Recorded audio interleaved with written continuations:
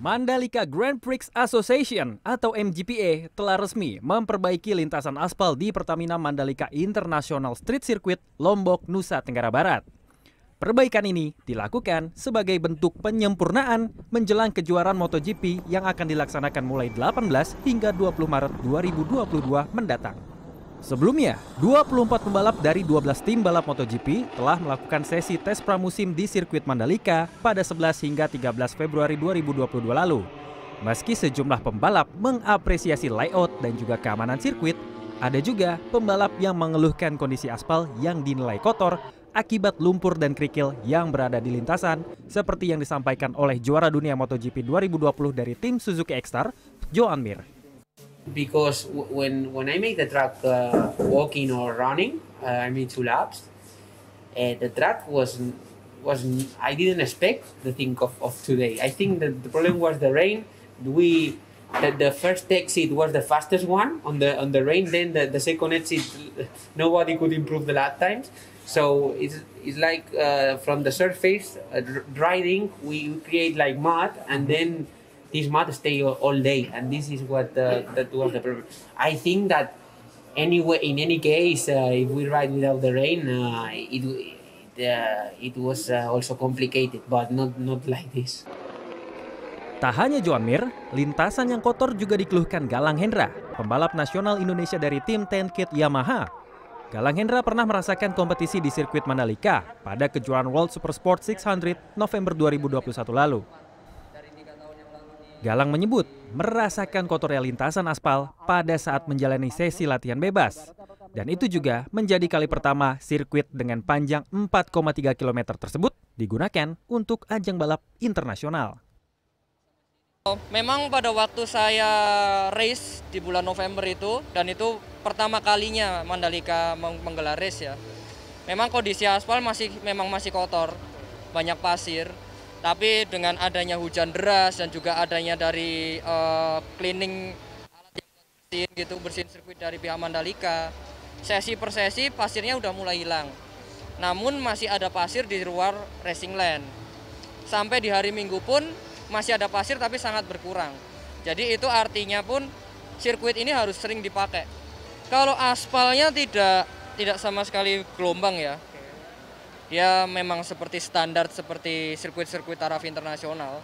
Cuman yang sangat disayangkan pada waktu itu adalah pasirnya, pasir yang kotor itu. Jadi ya sudah sempat bersih juga. Dan tanggapan teman-teman pembalap juga, kayak teman satu tim saya, Dominika Gerter, sirkuit ini mempunyai karakter yang nggak bikin pembalap capek. Karena nggak stop and go, flowing juga. Dan ya sangat disayangkan aja kondisinya masih seperti itu. Harapannya ke depan supaya apalagi kan sekarang aspal baru nih, harapannya juga kondisinya lebih bagus daripada kemarin. Galang menyampaikan aspal yang kotor adalah hal yang lumrah terjadi pada sirkuit baru. Dia berharap perbaikan yang tengah dilakukan bisa semakin meningkatkan kualitas lintasan sirkuit Mandalika. MGPA selaku pengelola Pertamina Mandalika International Street Circuit juga menyatakan bahwa perbaikan lintasan sudah direncanakan setelah adanya evaluasi yang disampaikan oleh Federasi Sepeda Motor Internasional atau FIM dan juga Dorna Sport seusai tes pramusim MotoGP lalu. Wakil Direktur MGPA Cahyadi Wanda saat ditemui di Mandalika GP Hub Jakarta menyampaikan bahwa perbaikan yang dilakukan dititik beratkan pada 6 sektor yang mengalami masalah, khususnya yang berada di antara tikungan 17 sampai dengan tikungan 5. Jadi setelah selesai kemarin kita melakukan pramusim, kita langsung mengadakan rapat dengan FIM dan Dorna. Memang mereka langsung mengatakan inilah gunanya diadakan tes pramusim.